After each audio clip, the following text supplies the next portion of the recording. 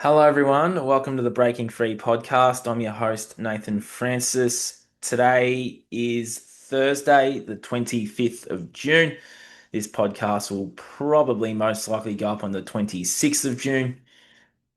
It has been over 8 months, I feel, since I have given you all a solo podcast, and it's been probably 6 to 8 weeks since I have done a episode on the platform.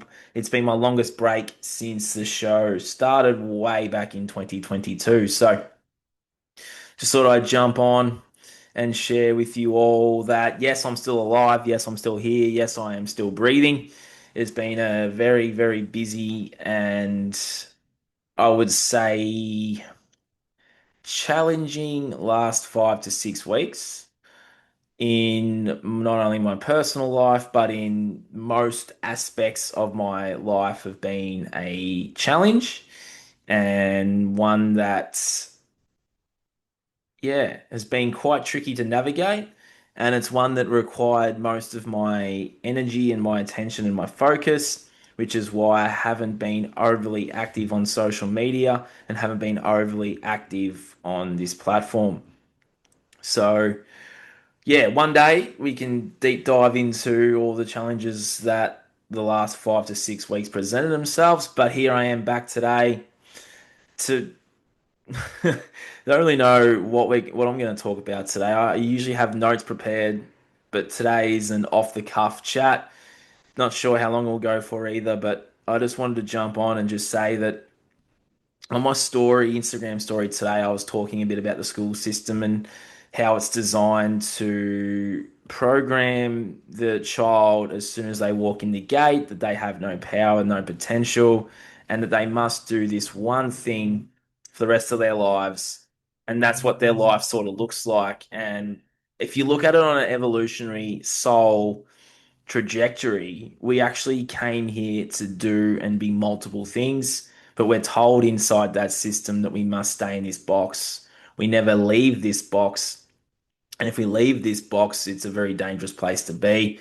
It's unfamiliar and it's unsafe for the human nervous system. And the way the human nervous system is wired is we always seek safety and comfort amongst the tribe. And the seeking of that safety and that comfort stems from that child in the home environment, in the school environment, and that sort of shapes our subconscious pathways. It shapes the way we live our life. And I know for me personally, over the last 4 years, I've done a lot of this work on myself and reprogramming myself from the school system and from my environments growing up so that I am taking back that power and taking back that control of my own life. And, you know, a lot of you know about my story from starting the podcast and looking and searching and being single and looking for that love in my life and all the things that I was talking about many moons ago. Well, you get to a point in your life where you can do so much work. This is a bit of a tangent now. Oh well, you can do so much work on yourself, and especially if you're my age. I'm 32 next week. If you're a bit younger than me in your 20s or your teens, this might be relevant for you, even if you're a bit older. But I know you can do so much work on yourself, and you get to that point where you're like, okay, I've gotten to this point of my life. I know what I want, and I know what, in terms of a relationship, in terms of finances, whatever level of this you want to interpret, go for it. But for me, it was the relationship. So it was like I can do all this work on myself, and the ego's like I got to this point now where I may not be triggered anymore, and you say to yourself, all right, I'm actually ready. But then when that moment comes, I know for me it hit me pretty hard in a good way in February of 2026 where I met my partner now, and I thought I'd got to this point where I'm like, okay, I'm really ready for this. I'm ready to journey with someone, but not only someone, but someone really special. And I thought, yep, right, won't be any triggers, won't be anything going on. It'll be just this peaceful, beautiful thing. But that was furthest from the truth you could possibly be because I know in the last couple of months, a lot of things have come up for me lots of old anger and lots of old resentment, lots of old sadness, and a lot of old patterning and programs from a previous relationship, which I've also spoken about in the back catalogue of this show and on many platforms out there on Spotify. You can listen to those. But yeah, when you're with someone, you don't realize what work you still have to do on yourself. Because I know for me, I got to a point where I was like, yep, I feel like I've completed the journey solo and I was ready for someone else. But I didn't realize how much more stuff, emotions, and baggage was buried underneath the surface. And when you meet someone, those things come up. You know, for me, it was like trust issues. What else has come up? Like childlike programs, childlike behaviors that were just there underneath the surface, but it takes that person to do something, say something for that to come up. But then it's also having the conscious awareness of being able to identify what's going on in. I know for me and my partner will laugh, but it's a challenge for me in the moment to actually identify what's going on. But I have time to ponder and think about it and come back later and go, yeah, no, I know exactly what that was. But being able to just breathe through that and having that moment where you can gain the conscious awareness of what's actually going on in that moment, and I have many, many stories about that, which I'll share at another time. But it's just working through those triggers and working through those emotional things that come up and actually having someone by your side saying it's okay for you to feel like that. Because a lot of relationships these days are very surface level. The emotional intelligence isn't quite there. And a lot of those triggers come up, turns into a fight, an argument, and then, you know, all the things. But having that emotional awareness and emotional maturity is super duper important. And I know for me, I pride myself on that and I work on that every single day. And I know when I've let myself slip too, because when I let myself slip, and I stop doing the things that bring me joy and bring me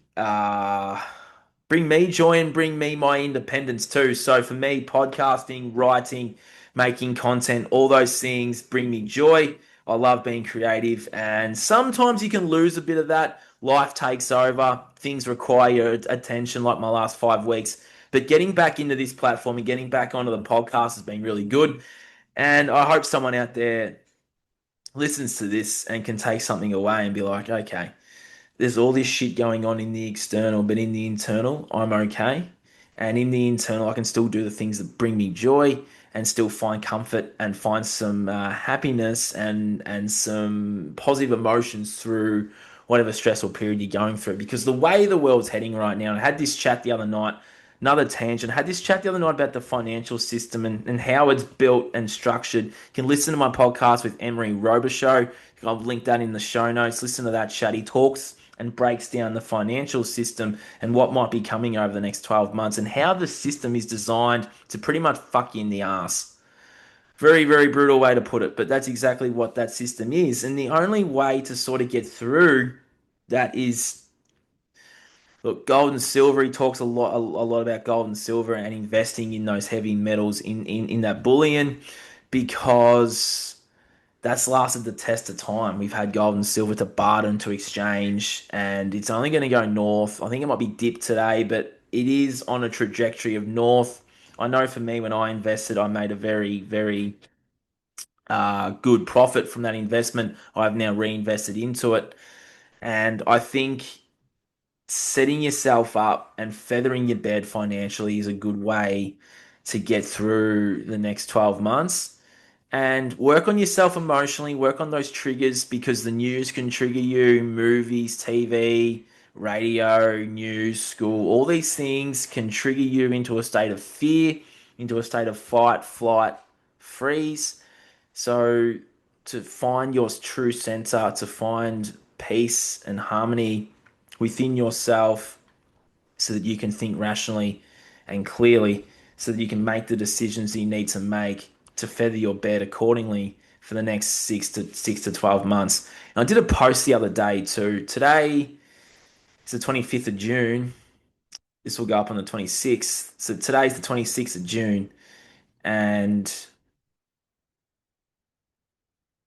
you've only got 5 months left of 2026.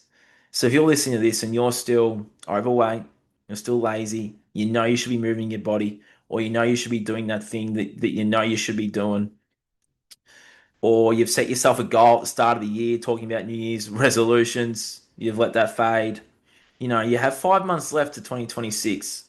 And it's very important to start asking yourself those questions of where you see yourself by December, where you see yourself next year, where you see yourself in 12 months' time.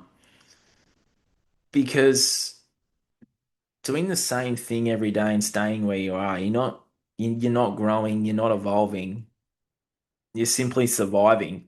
And again, we didn't come here, as I said at the start, to do one thing every single day, to be one thing, to be in a box, to keep yourself in that box. You came here to be more than that, and you came here to be creative, you came here to be abundant, you came here to be free, but you also came here to free yourself from all of the chains, all of the mental programs that were put in you by the school system, by the news, by the TV, by your family. You know, you came here to be more than that. And looking at the next 5 months, start going to the gym or start getting out of bed and going for a walk, go for a bike ride, go for a run. If you want to catch the sunset every morning or sunrise every morning, sunset every morning, sunrise every morning, then go and do that. You know, you'll feel so much better than not doing it and then saying to yourself, "Oh, I wish I had done that today." Because the moment you walk into that gym or walk into that sunrise or whatever it is that you're doing, you'll come back and you'll go, "I feel so much better. I'm so glad I did that." And it's building those habits. What's one habit you have now that you'd like to implement before the end of the year? I know personally for me, 3 years ago, 3.5 years ago, I started going to the gym. But I committed to that and I knew that I wouldn't go later in the day. It had to be 5 a.m. every day to build that habit over time because I wasn't used to waking up at 5 a.m. and going to the gym. So to build that habit, I had to wake up at 5 a.m. and start going to the gym. And all it was just a buddy of mine and myself holding each other accountable, having our own little routine and program, and just sticking to it every single day. And it built that habit. For me, I don't go at 5 a.m. anymore, but I still go to the gym. It's still part of my that daily life. Sometimes I go at 5 a.m. Sometimes I go at 7 a.m. Sometimes I go at 10 a.m. As long as I go and I go in the morning, because I feel like if I go in the afternoon, I just won't get there. So for me, it's very simple and very easy to just build that habit, and it's also about the resilience and the consistency. Consistency is a big one. Stay consistent and stay motivated and have a vision board or a visual of your goals and where you want to go. And, you know, if you want to tackle new nutrition, start eating organic food. Uh, get your protein from your food. So eat more protein. Get off the whey protein. There's so many things that you can do, but just start going. Just start doing that thing that you know you want to do. And if that's the gym, then make it happen. Because back half of 2026, where do you want to be? Where do you see yourself heading into 2027? No, for me, I got a birthday next week, 32. So into my 33rd year. You know, time, it goes so fast. And you don't want to just waste away over the next few years and be in that regret of not doing the things that you want to do. Because the way the world's heading, it's time we start doing those things. It's time we start, putting ourselves out there and start achieving the goals that we set ourselves to achieve. Otherwise, we're going to end up in regret and we're going to get left behind. It's time to awaken to our inner power and awaken to the truths of the world. But then it's very important to shine that light and shine that mirror back on you, shining that mirror back on you and starting your own journey and asking yourself, am I more than this physical body? Am I more than that job? Am I more than this current environment? Am I more than this current situation that you might find yourself in? Just asking yourself those questions and journaling and getting familiar with yourself and being alone again and being comfortable with with your body that you've inhibited this human experience, and understand where you might be seeking attention and validation elsewhere, and just taking that back and giving that attention and that validation to yourself, because you are the most important investment, and the most important person in your life is the person staring back at you in front of that mirror. No one else is more important than you. So whatever you can take away from today is you have the power and the potential to change. You have the power and the potential to grow and evolve. You have the power and potential to do and be more than just one thing. If I can motivate you for the back half of 2026, it's get off your ass and get your hand out of your pants if you're watching porn too much, and start taking back control of your mind, and start taking back control of your thoughts. Think positive thoughts, think happy thoughts. Put that out into the ethers, put that out into the universe, and you'll get that back. You are your own universe. You can create your reality. You can step off a timeline. You can change a timeline. You can change your reality by simply just taking action on something and changing the trajectory of your life for the better rather than for the worse. And if you want to know more and you want to reach out to me, you can find me on social media. Just type in my name, Nathan Francis. If you want to reach out to me and send me an email about what I offer, what I do, coaching, whatever, send me an email, nathanselfsabotage@gmail.com. I look forward to hearing from you. I look forward to working with you for you to be your best in 2025. Well, back half of 2025 into 2026. Actually, not even in 2025. This is how well I'm going here. The back half of 2026 into 2027. We'll leave that bit up so you can have a laugh at me getting the years wrong. Back half of 2025, 2026 into 2027, and just ask yourself, where do you want to be, and where do you see yourself in 12 months' time? And if you don't have an answer, awesome place to start, because then it's up to you to create the answer. So take back control of your health, your mind, your thoughts, your body, and start investing in you and be the change you wish to see in the world. The Breaking Free podcast is back. Highly motivating 15-minute chat here. Enjoy.